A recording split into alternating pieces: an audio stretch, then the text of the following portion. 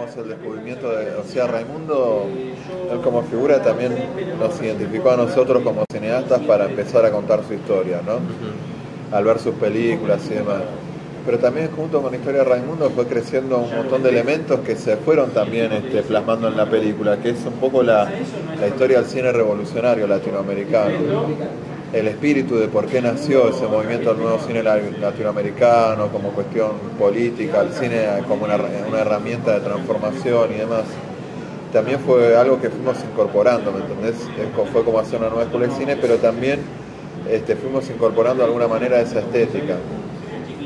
La estética no tiene solo que ver con la fotografía, la estética tiene que ver también con cómo la idea se plasma en lenguaje cinematográfico.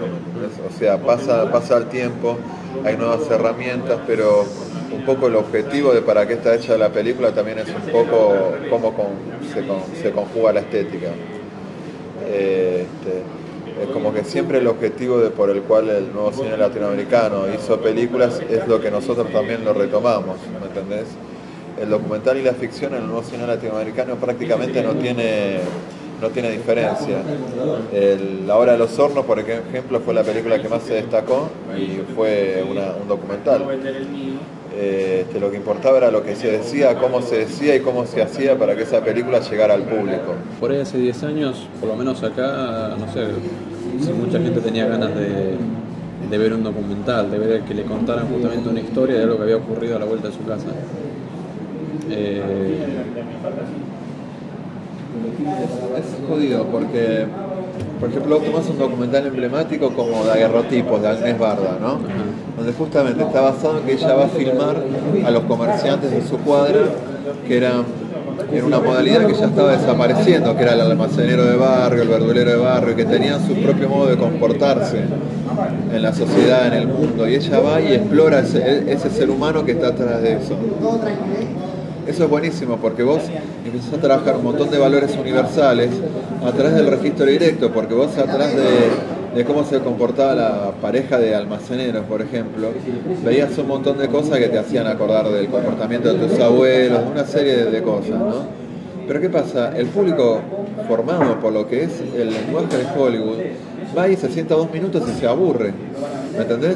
Por eso yo te digo, a veces el público lo que busca es la historia fuerte en el documental, habla del público masivo. Ese es el problema. Entonces, bueno, depende para que uno haga la película, también tiene que ver cuál es la estética que vas a elegir y cuál es la modalidad que vas a elegir, ¿me entendés? Es decir, Corazón de Fábrica, nosotros cuando fuimos a filmar la historia, primero iba a tener una estética porque queríamos reconstruir un poco la historia desde la formación del primer sindicato combativo en San Juan hasta que tomaron la fábrica. Era casi como estar filmando una ficción, inclusive en ficcionalizar los trabajadores un montón de cosas. Cuando llegamos ahí nos encontramos con que la historia era en el momento, era el presente, lo que teníamos que contar con todos los conflictos que estaban sucediendo en la fábrica, es decir, cómo los trabajadores estaban llevando adelante una gestión obrera con todo lo que eso implicaba, ¿entendés? Y ahí elegimos el registro directo, pero era porque lo pedían, ¿me entendés? La historia. Un poco es eso. ¿Qué diferencia encontraron ustedes entre qué público recepcionaba mejor Raimundo y por ahí ese público por ahí no se sentía tan afín o no reaccionaba o no se relacionaba con Corazón? Claro, me pasó muy sencillo, o sea, un poco fuimos ingenuos nosotros, pero también si lo haría lo volvería a hacer de vuelta.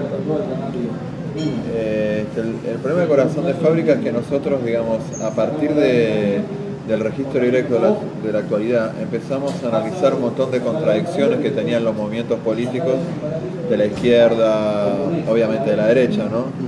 Del gobierno nacional, de los partidos de izquierda, donde sea, pensando que mostrando eso de alguna manera iba a generar una discusión y se iban a mejorar ciertas pautas, ciertas cosas, ¿no? Lo que pasó obviamente es que todos estos grupos, como tienen intereses particulares, se cerraron a la película y no la atacaron, no la pasaron y demás. Raimundo, como es más general, habla la figura de un militante y es más romántica en el aspecto político, mucho más abarcativa. Es como que no analizaba estas contradicciones, entonces es como que pegó muy fuerte en el sentido, en todo el ambiente de la militancia, como que se pasaba mucho Raimundo, porque era una figura emblemática en ese sentido. Un poco esa es la diferencia entre Raimundo y Corazón de Fábrica, ¿no? Corazón de Fábrica lo que tiene es que no es como un informe común, digamos, sino que tiene un montón de niveles de lectura, ¿entendés? Es como una especie de espiral, que vos vas viendo la película y de repente lo que te está pasando, si estás militando en una organización o no estás militando, te vas encontrando diferentes niveles. Nosotros pensamos que esos niveles se iban a encontrar, digamos, en la lectura de la película cuando se viera, pero muchos no, ¿me entendés? Entonces, ¿cómo cuál? Y por ejemplo el lenguaje, que está bastante complejo entre el pasado y el presente, sí. es como que el público espera que una película política tenga cierta estructura básica. Es como si vos ves una película de género en que vos decís, bueno, los puntos de giro tienen que ser eso, como que la gente está acostumbrada a un género, ¿viste?